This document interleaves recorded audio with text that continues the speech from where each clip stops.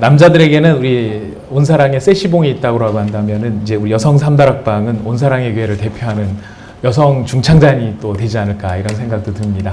네, 예. 각 다락방들마다 아주 하나님 앞에 다양한 모습으로 이렇게 영광을 올려주시면 감사하겠습니다. 이제 오늘 우리가 함께 은혜 받을 하나님의 말씀을 봉독하도록 하겠습니다. 에베소서 5장 15절부터 20절까지의 말씀입니다.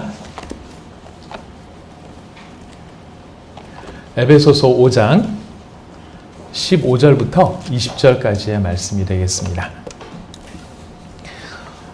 에베소서 5장 15절부터 20절까지 다 찾으셨으면 우리 한 목소리로 함께 본문 말씀을 봉독을 하도록 하겠습니다. 저희가 읽는 이 말씀은 살아계신 하나님의 말씀입니다.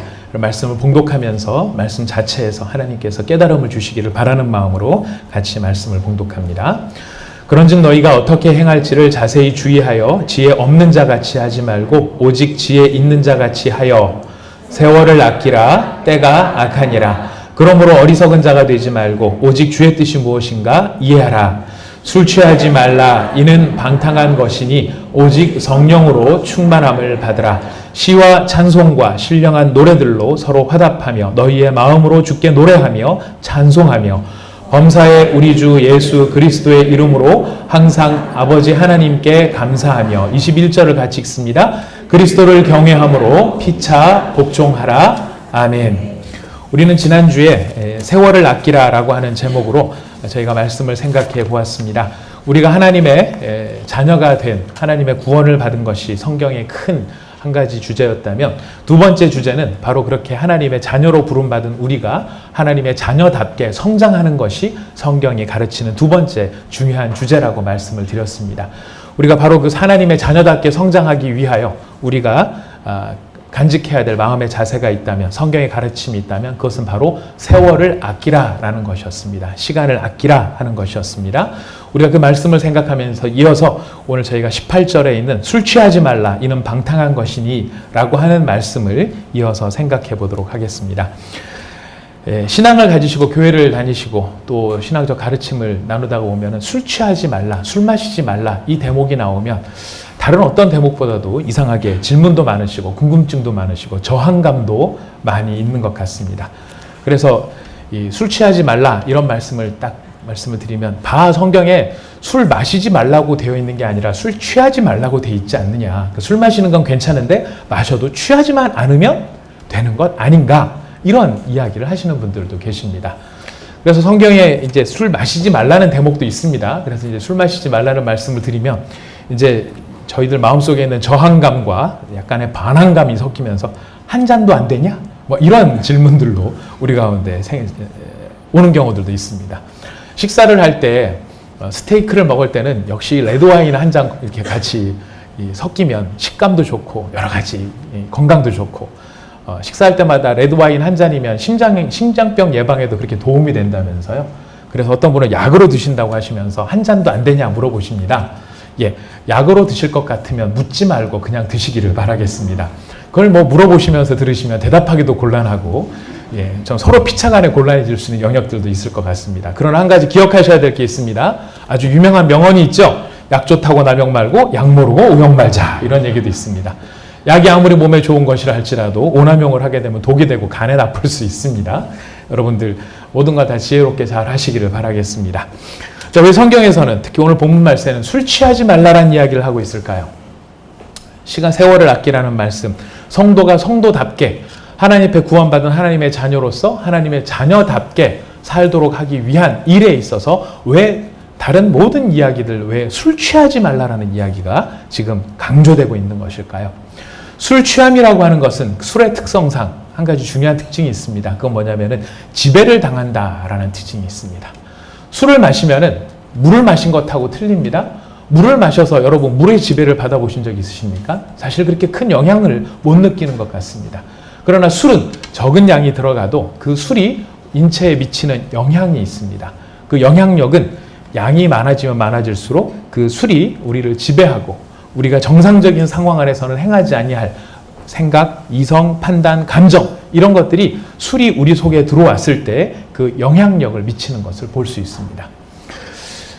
여러분들 아마 좋아하시는 시인이기도 하실 거고 한 번쯤 다 들어보셨을 시 가운데 하나가 뭐가 있느냐면 이생진 시인이 쓰신 그리운 바다 성산포라고 하는 시가 있습니다. 다 들어보셨을 겁니다. 거기 한 대목에 이런 대목이 나옵니다. 술은 내가 마시는데 취하기는 바다가 취하고, 네.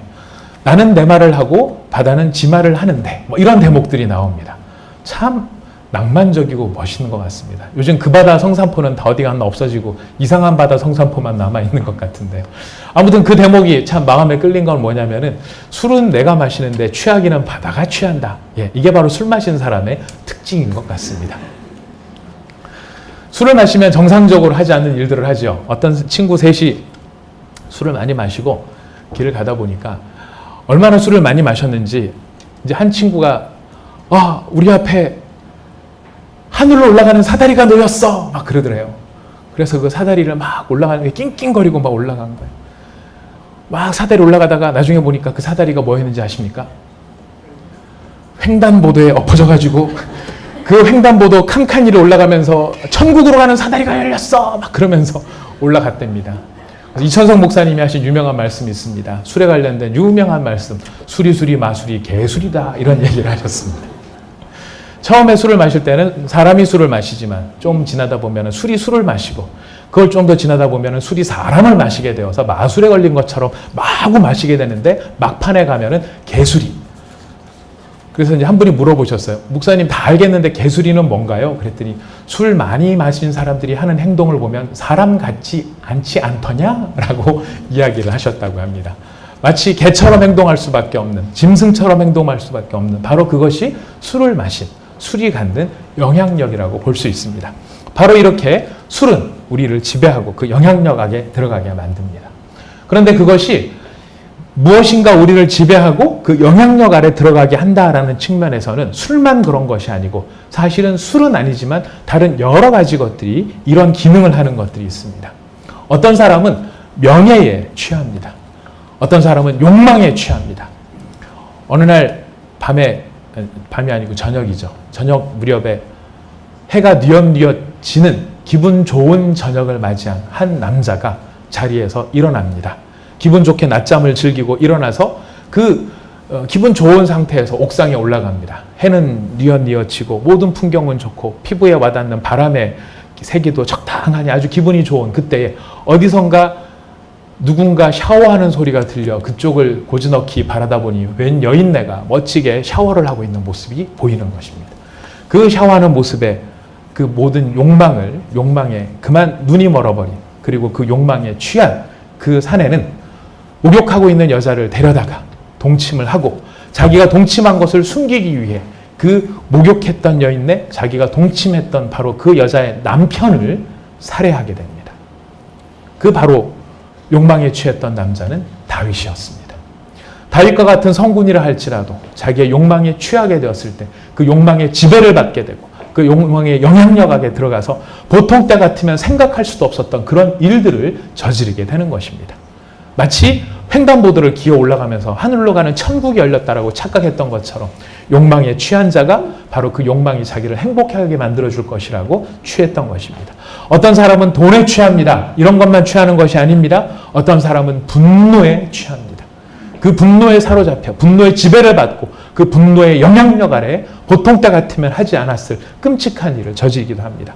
어떤 사람은 평생을 원망에 취해서 삽니다. 미움에 취해서 삽니다. 누군가 내 가슴에 상처를 남겼던 누군가를 가슴에 두고 그 원망의 지배, 미움의 지배를 받으면서 그 영향력 아래에 살아가는 것입니다. 어떤 사람은 잘못된 사상이나 이론, 그가 가진 편견, 선입견 이런 것들의 지배를 받아서 그것에 영향 아래 자신의 모습, 삶을 내어주기도 한다는 것입니다. 어떤 사람은 습관을 넘은 나쁜 중독들도 있습니다. 도박이나 마약 가운데 취하기도 합니다. 바로 그 취하는 것을 통해 그 지배 아래 들어가고 내 삶이 그 영향력 아래서 살아갈 수밖에 없도록 만드는 것입니다. 자, 술이든 어떤 것이든 그것이 우리를 지배하고 우리를 그 영향력 아래에 들어가게 만들었을 때 발생하는 첫 번째 문제가 무엇일까요? 그것들이 문제를 일으키는데 어떤 문제를 일으킬까요? 두 가지 문제를 일으키는데요. 오늘 본문 말씀은 이렇게 이야기합니다. 술 취하지 말라. 그것은 방탕한 것이니. 술 취함은 혹은 술처럼 우리를 지배하게 만드는 것, 우리에게 영향력을 미치는 바로 그것은 우리에게 어떤 문제를 이야기하느냐면 방탕함의 문제를 이야기합니다. 방탕하다는 게 무슨 뜻일까요? 허비한다, 낭비한다 라는 뜻입니다. 여러분 여기서 아마 보신 분도 계시겠지만 보지는 못했어도 듣기는 많이 들었을 유명한 영화가 있습니다. 빠삐용이라고 하는 영화가 있습니다. 그 빠삐용에 보면은 감옥 속에 갇힌 빠삐용이 그 감옥 속에서 벗어나기 위해서 내가 왜 여기 처박혀 있나, 내가 무슨 잘못을 저질렀나 이러면서 먹을 것도 없고 고통 속에 괴로워하는 장면이 나옵니다. 그러다가 이렇게 쭈그리면서 잠을 자는데 잠을 자는 한편에 꿈을 꾸게 됩니다. 그 꿈의 한 장면, 무슨 장면이 나오느냐면요, 빠삐용이 이 사막과 같은 광야를 터덕터덕 걸어갑니다. 그랬더니 저쪽 한쪽편에 누가 있느냐면 배심원들과 판사가 서 있습니다. 배심원들이 앉아있고 판사가 탁 서 있는데 그 판사가 사막 한가운데, 광야 가운데 들어온 빠삐용에게 이야기합니다. 네 죄가 무엇인지 너는 알고 있다. 빠삐용이 이야기합니다. 나는 무죄입니다. 나는 죄가 없습니다. 나는 그 포주를 죽이지 않았습니다. 아무것도 발견하지 못하고 당신은 그냥 나에게 덮어 씌웠을 뿐입니다. 판사가 이야기합니다. 그래, 그건 어느 정도 사실일 수 있지. 하지만 그러나 너의 진짜 죄는 그 포주의 죽음과는 무관하다. 빠삐용이 얘기합니다. 그렇다면 내 죄가 무엇입니까? 도대체 내 죄가 무엇이란 말입니까? 판사가 이야기합니다. 너의 죄는 인간이 저지를 수 있는 최악의 죄, 최악의 죄. 영어로 보니까요, The most terrible crime이라고 되어 있습니다. The most terrible crime, 최악의 죄, 바로 인생을 허비한 죄다. A wasted life라고 영어로는 이야기하고 있습니다. 판사가 이야기합니다. 인생을 낭비한 죄로 너를 고발한다. 빠삐용이 그 이야기를 듣고 자기 혼자 되뇌입니다. 그렇다면 저는 유죄입니다. 인생을 허비했다면, 인생을 허비한 죄가 나의 죄라면 저는 유죄입니다. 판사가 형량을 내립니다. 그래, 그렇다면 그 인생을 허비한 죄에 대한 그 죄값은 바로 죽음이다. 빠삐용은 돌아서면서 혼자서 되뇌입니다. 유죄. 나는 유죄다. 그렇습니다. 가장 큰 낭비가 무엇입니까? 우리 지난주에 생각해 본 것처럼 바로 시간을 낭비하는 것입니다. 시간을 낭비하는 것이 가장 큰 죄인데 그 시간을 낭비한 죄를 성경에서는 다른 말로 방탕이라고 이야기합니다. 방탕이라는 것은 그렇다면 무슨 뜻일까요? 하지 말아야 할 것을 한 것이 방탕일까요? 도박을 하고 욕망에 빠져서 잘못된 일을 저지르고 거짓말을 하고 게임을 하고 마약에 빠져 있고, 물론 그렇습니다. 하지 말아야 할 것을 하는 것은 명백한 잘못이고 그렇게 보낸 모든 시간들은 다 허비한 시간들입니다. 그러나 성경이 말하는 방탕과 허비의 개념은 조금 더 다릅니다. 요즘 아이들 제일 문제가 뭐냐면 핸드폰 오래 하는 거고 게임 중독 당해가지고 게임에 빠져있는 아이들이 많은 것이 문제입니다. 애를 잡아놓습니다. 애를 붙잡아다가 두들겨 패가지고 책상 앞에 앉혀놨습니다. 책상 앞에 앉혀놨더니 이 아이가 뭐를 하고 있는지 아십니까? 책상 앞에 앉아가지고 연필 깎고 있고 엎어져 있고 디비 자고 있는 겁니다. 엄마들 그 모습 보면은 와, 우리 아이가 책상에 계속 앉아 있어요 라고 행복해 하실 부모님들은 한 사람도 없습니다. 어떻게 말합니까? 너 책상에 앉아서 뭐 하고 있냐? 정신 안 차리고. 그럼 애가 잘못했어 이렇게 얘기합니까? 반항하죠? 뭐라고 반항합니까? 저 게임은 안 해요. 저 지금 오락 안 해요. 저희 아들 요한이 엄마랑 눈이 딱 마주치면 딱 하는 이야기가 있습니다. 핸드폰 막 끌라 그랬어요. 핸드폰 막 끌라 그랬어요. 이거 아니면 금방 켰어요. 둘 중에 하나예요. 엄마 복창이 터지죠? 저도 복창이 터집니다. 무슨 이야기입니까? 아이는 자기가 핸드폰 안 하고 게임 안 하고 잘못 안 하고 있으면 자기 잘하고 있다라고 생각해요. 그럼 부모 입장에는 어떻습니까? 학생이 게임 안 하는 게 그가 할 본분을 지키는 것이 아니라 학생의 본분은 공부를 하는 것입니다. 공부를 하는 것이 그가 그의 인생을 허비하지 않는 일인 것입니다. 우리가 많은 경우에 하나님 저 착하게 살아요. 저 인생 낭비하지 않고요. 누구 해코지하지 않고 살고 있어요. 저 인생 그냥 성실하게 살고 있어요. 우리는 이렇게 말하는 것으로 우리의 인생을 낭비하지 않고 있다고 생각합니다. 그러나 성도가 하나님의 말씀에 집중하지 않고 예수님께 집중하지 않고 주님께서 우리에게 주신 그 사명에 집중하지 않고 있다라고 한다면 우리는 주님 저는 미워하지 않아요. 저는 살인하지 않았어요. 저는 도박하지 않아요. 저는 바람피지 않아요. 이것으로 우리의 인생이 허비되지 않고 있다라고 주장할 수 없다는 것입니다. 성경은 그런 면에서 우리가 좀 더 분명하게 이야기합니다. 하나님이 우리를 불러내신 이유는 죄 짓지 않기 위해서 불러내신 것이 아니라 의를 행하게 하시기 위하여 우리를 불러내신 것입니다. 여러분, 내가 죄 짓지 않고 있다는 것으로 안심하고 있지 마십시오. 여러분, 내가 누군가에게 해코지하지 않고 있다는 것으로 여러분의 삶을 잘 살고 있다라고 오해하시지 않기를 바랍니다. 우리는 의를 행하여야 할 사람들이고 하나님의 자녀로 하나님이 주신 하나님의 삶의 목표를 향하여 달려나갈 때 우리는 인생을 허비하지 않게 되는 것입니다. 술 취하지 말라 이는 방탕한 것이니 무엇인가 우리의 마음을 지배하고 우리의 마음을 억누르고 우리의 마음을 영향력을 미치고 있다면 그것으로 말미암아 우리는 그 지배당하는 것으로 말미암아 우리의 인생을 바로 방탕하고 허비할 수밖에 없다는 것입니다. 지난주에도 말씀드렸습니다. 은퇴하고 30년 동안 좋은 비치에서 행복하게 사시다가 주님 앞에 갔을 때 너 뭐 하다 왔느냐? 주여 30년 동안 조개 껍데기 줍다 왔습니다. 이것으로 만족할 수 없는 인생이라는 것입니다. 너 뭐 하다 왔느냐? 조개 껍데기 주는 거랑 똑같은 거예요. 평생에 누군가 나에게 끼친 그 자존심 하나에 상처받은 것으로 말미암아 주여 저 인간이 저를 이렇게 했습니다. 내 부모가 나를 이렇게 만들었습니다. 내 형제가 나를 만들었습니다. 내 친구가 나한테 씻지 못할 말 한마디 그것 때문에 내 인생이 삐뚤어졌습니다. 전 삐뚤어진 놈입니다. 그것이 인생의 허비가 아니고 무엇이겠습니까? 명예를 쫓기 위해, 돈을 쫓기 위해, 누군가에게 가졌던 나의 열등감을 해결하기 위해 그것으로 열심히 살다가 저는 왔습니다. 그러나 주님 앞에 보았을 때는 그 모든 것이 그것에 취해 그것에 빠져 그 영향력 아래 우리 인생을 허비하고 낭비한 인생이 될 수도 있더라는 것입니다.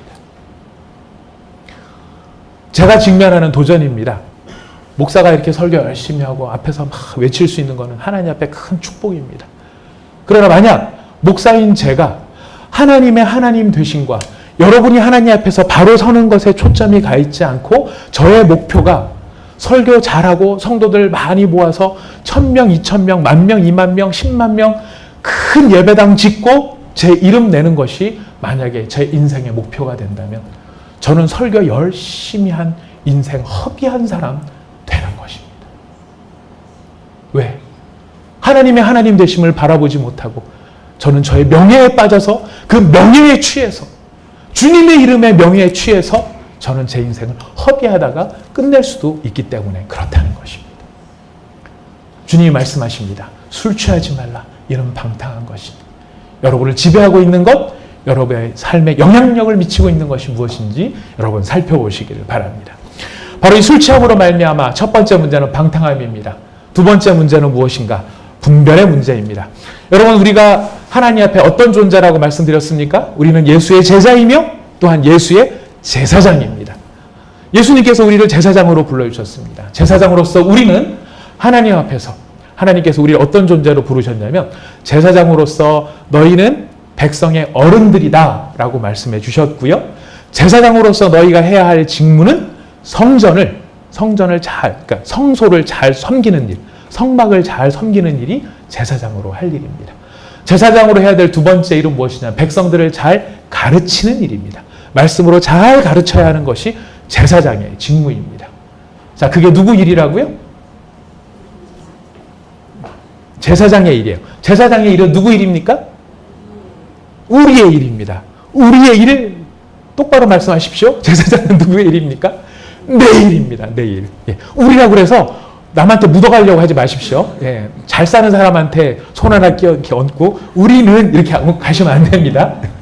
내 일입니다. 내 일. 하나님 앞에서 내가 해야 될 일이 무엇이냐면 백성의 어른이 되어야 하고 하나님의 성소를 잘 섬기는 일, 여호와께서 기쁘게 받으실 만한 맛있는 음식을 만드는 사람이 되어야 하고 우리는 내가 제사장으로서 하나님 앞에 하나님의 백성들에게 말씀을 잘 가르칠 책임이 바로 우리 가운데 있다는 거예요. 그런데 이런 책임을 잘 감당하기 위해서 한 가지 중요한 규정을 말씀을 해주셨습니다. 그 규정이 무엇이냐면요. 우리 레위기를 한번 찾아가 보겠습니다. 레위기 10장입니다. 레위기 10장의 말씀입니다.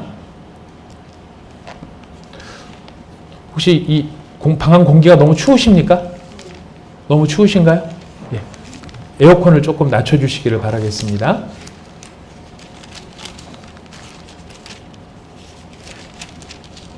레위기 10장 다 찾으셨습니까?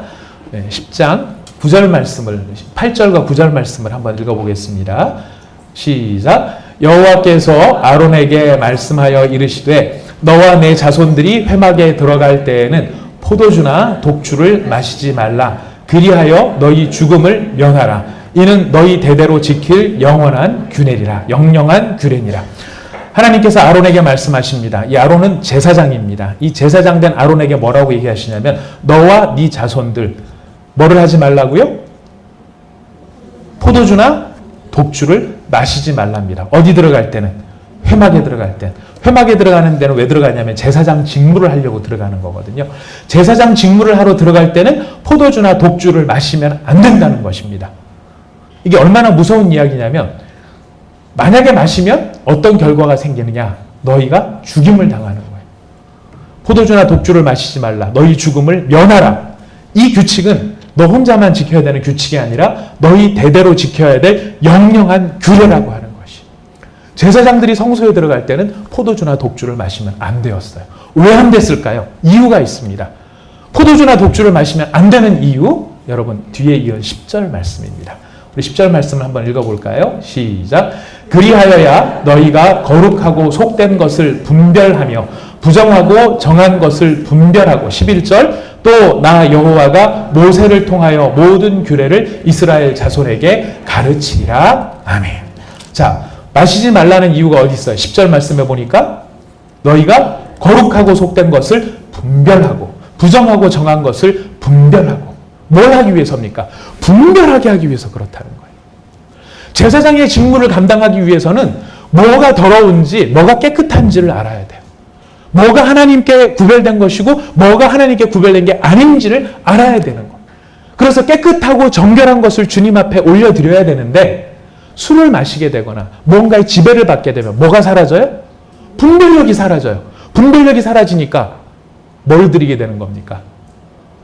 더러운 것도 깨끗한 거다라고 그러면서 드리고 하나님 앞에 구별 안 된 것도 하나님께 구별된 거라고 드리고 하나님께 구별된 거는 하나님께 구별된 거 아니라고 딴 데 갖다 주고 하나님께 드려야 될 깨끗한 건 어디 이상한 데 처박아 놓고 제사장의 직무를 감당하지 못하게 되라는 것입니다. 분별력이 사라지더라는 것입니다.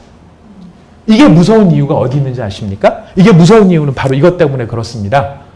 자기의 보기에 좋은 대로 행하다가 망한다는 이야기입니다. 깨끗한 것과 거룩한 것을 분별하지 못한다는 이야기는 뭐냐면 내가 보길 때는 깨끗했다는 거예요. 내가 보기에는. 내가 봤을 때는 괜찮아서 올렸다는 거예요. 하나님 앞에. 근데 문제는 뭐예요? 분별력이 사라지다 보니까 부정한 것과 더러운 것을 알지 못해서 드려야 될 걸 못 드리고 안 드려야 될 걸 드리는 비극적인 결과가 생기더라는 거예요. 이렇게 인생을 산 사람이 한 사람이 있어요. 바로 이렇게 분별하지 못하고 자기 나름대로는 정말 잘한다라고 했는데 자기 나름대로만 잘한 것뿐이지 하나님 앞에서는 비극이 되었던 한 사람. 그 사람이 누구인가? 여러분 성경을 한번 찾아보도록 하겠습니다. 갈라디아서 1장으로 가보겠습니다. 그렇게 인생 산 다음에 간증을 하는 거예요. 내 인생 그렇게 살았더니 바로 이런 꼴이 나더라 하고 간증한 사람. 갈라디아서 1장.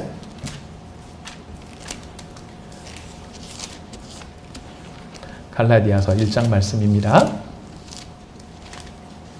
다 찾으셨으면 13절, 14절 말씀입니다. 갈라디아서 1장 13절, 14절 말씀 같이 읽어보겠습니다. 시작.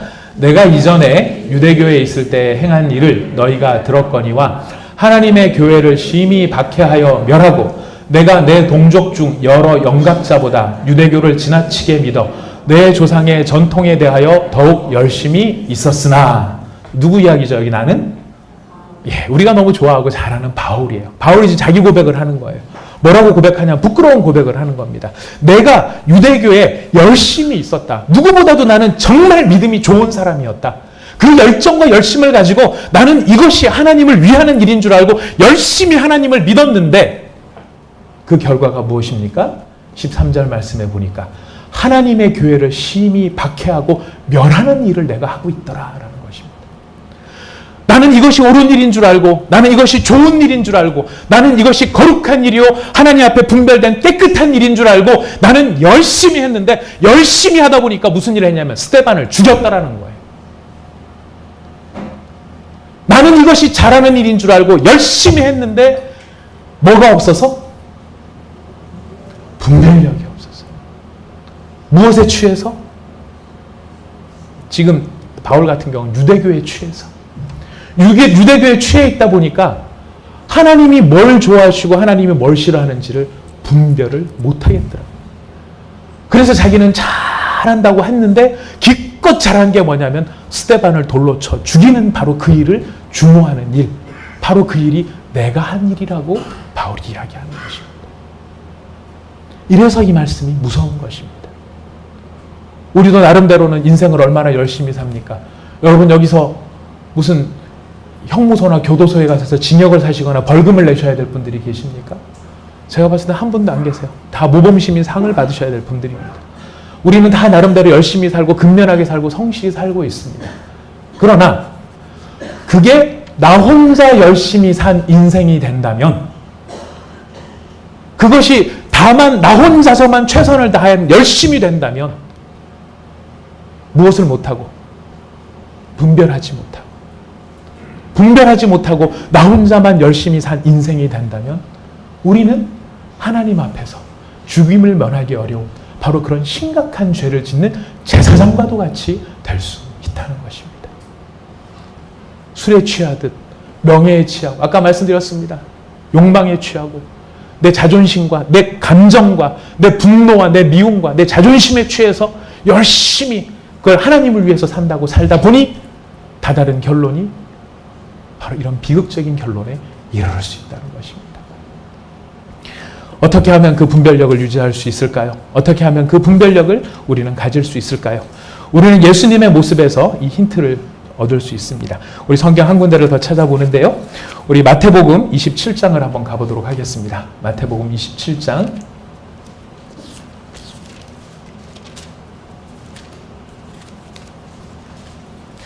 마태복음 27장 34절의 말씀입니다. 예수님이 십자가에 달리시는 모습인데요. 예수님께서 십자가에 달리셨을 때 일어났던 한 사건입니다. 우리 34절 말씀을 한번 읽어보겠습니다. 시작. 쓸개탄 포도주를 예수께 주어 마시게 하려 하였더니 예수께서 맛보시고 마시고자 하지 아니하시더라. 쓸개탄 포도주를 예수님께 주었던 이유는 한 가지, 여러 가지 이렇게 해석이 있습니다. 그 중에 유력한 해석은 뭐냐면 이 쓸개탄 포도주가 진통제 역할을 했다는 것입니다. 그래서 예수님이 너무너무 고통을 당하시고 십자가에서 괴로우시니까 그 괴로우신 예수님이 고통을 덜 느끼시라고 쓸개탄 포도주, 마취제, 일종의 진통제를 주었다는 거예요. 그러나 예수님이 거절하신 이유는 당신이 모든 고난을 있는 그대로 다 당하셔야만 될 책임이 있기 때문에 그 고난을, 고통을 다 당하시기 위해 이 진통제를 거절하셨다. 이런 해석이 있습니다. 참 좋은 해석이고 의미가 있는 해석입니다만은 우리가 더 이해해야 될 건 뭐냐면 지금 예수님이 자기의 몸을 제물로 삼아서 자기가 대제사장이 되어 하나님의 거룩한 성소에 자기를 십자가 가운데 드리고 있는 것입니다. 예수님은 제사장으로 하나님의 회막에 들어가신 것입니다. 뭘 마시지 말아야 합니까? 포도주나 독주를 마시지 말아야 하는 거예요. 이유가 무엇입니까? 분별하시기 위해서. 예수님께서 자기에게 주어지는 그 포도주를 거절하신 그 이유는 뭐냐면 끝까지 바른 분별력을 가지고 하나님 앞에 바른 제사로 자기를 올려드리기 위해 예수님께서는 그 포도주를 거절하셨다는 것이. 오늘날 우리가 예수님을 믿는 자로로 이 세상 가운데 분별력을 가지고 바르게 살아갈 수 있는 방법은 바로 예수님이 가지신 이 모습을 우리가 보고 배우고 깨닫는 것입니다. 더 중요한 것은 무엇이냐면 이 예수님을 보고 듣고 깨닫는다라고 하는 이 말씀 가운데 더 중요한 건 뭐냐면 우리가 예수님을 내 삶의 주인으로 바로 모시고 살아가는 삶이 우리 가운데 먼저 있어야만 한다는 것입니다. 우리를 취하게 만드는 모든 것들, 그 취함이 꼭 부정적인 것들만은 아니에요. 좋은 것들도 우리를 취하게 할 수 있어요. 어떤 때는 슬픔이 우리를 취하게 만들 수도 있어요. 낭만과 좌절이 우리를 사로잡아서 취하게 만들 수도 있는 것입니다. 그 모든 것들을 깨고 일어나올 수 있는 가장 중요한 방법은 예수 그리스도를 믿는 것입니다. 날마다 그를 우리의 삶의 구주로 고백하는 것입니다. 그리고 그 예수님을 따라가기 위하여서 우리의 마음을 집중하는 것이고 예수님께 우리의 마음을 드리는 것입니다. 여러분이 교회에 나와 있는 것으로 안심하지 마십시오. 아까 말씀드렸습니다. 목사가 설교하다가 망할 수도 있다는 거 말씀드렸습니다. 명예에 취해 있으면요, 하나님의 이름으로 실컷 좋은 일 하다가 끝에 가서 본인은 망할 수도 있다는 거. 뭘 못해서? 분별을 못해서. 예수님을 모시고 그 예수님 앞에 종으로서, 예수님 앞에 무릎 꿇어야 할 종으로서 날마다 나를 쳐서 복종시키지 않으면 우리는 분별력을 잃어버린 채 망할 수밖에 없는 길을 갈 수도 있다는 것입니다. 우리가 예수님을 잘 믿는 것이 첫 번째고요. 두 번째, 우리한테 필요한 것이 무엇인지 아십니까? 하나님의 말씀을 가까이 하는 것입니다. 제가 지난주에 말씀드렸죠. 어떤 목사님께서 로마서 천독을 하시는 것을 도전을 받아 자극을 받아서 저도 도전 천독 선언을 했습니다. 그래서 지난주 한 주 동안 의식을 하면서 어떻게든지 말씀을 한번 잘 읽어보려고 노력을 했어요. 지난주에 말씀드린 것처럼 소리내서 읽어보니까 한 번 읽는데 45분이 걸렸는데 소리를 안 내고 눈으로 쭉 읽어보니까 30분이면 또 읽을 수 있겠더라고요.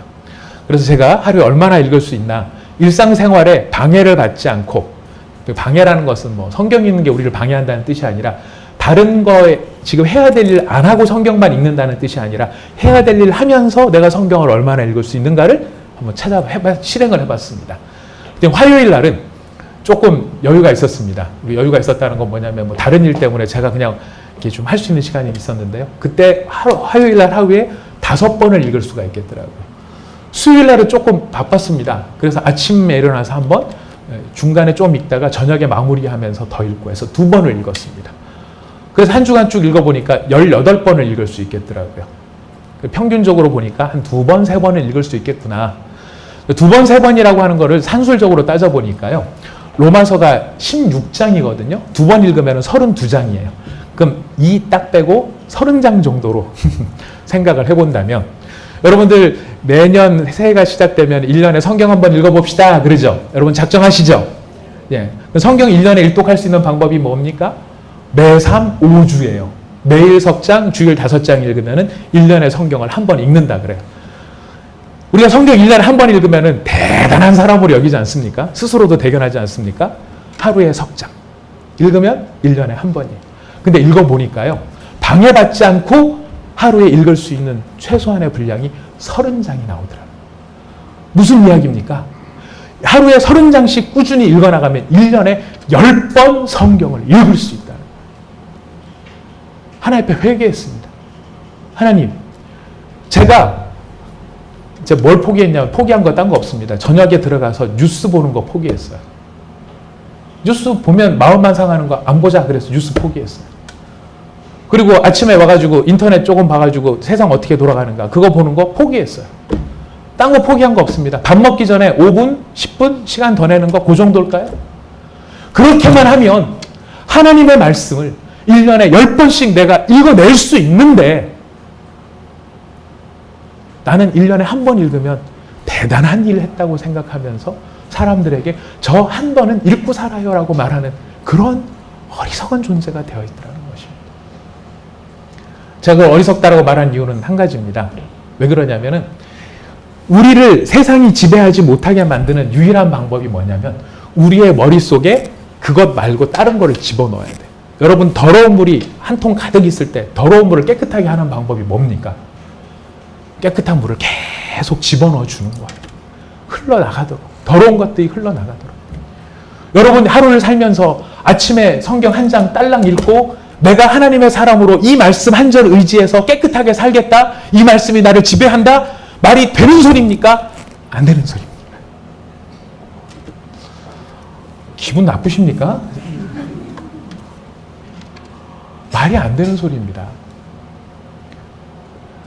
신명기는 우리에게 이야기합니다. 하나님의 말씀을 이마에 새기고 문설주에 새기고 길에 갈 때나 앉았을 때나 언제나 그 말씀을 그 마음속에 계속 읽으라고 이야기합니다. 왜? 머릿속에 하나님의 말씀이 우리를 지배하지, 우리 가운데 차 있지 않으면 다른 것이 우리를 와서 지배할 수밖에 없기 때문에 그렇다는 것입니다. 사랑하는 믿음의 형제자매 여러분, 하나님께서 우리를 하나님의 자녀로 삼으셨습니다. 그리고 우리가 하나님의 자녀답게 살기를 원하고 계십니다. 여러분, 하나님의 자녀답게 성장하기를 원하십니까? 자라나기를 원하십니까? 반항하십니까? 기분 나쁘십니까?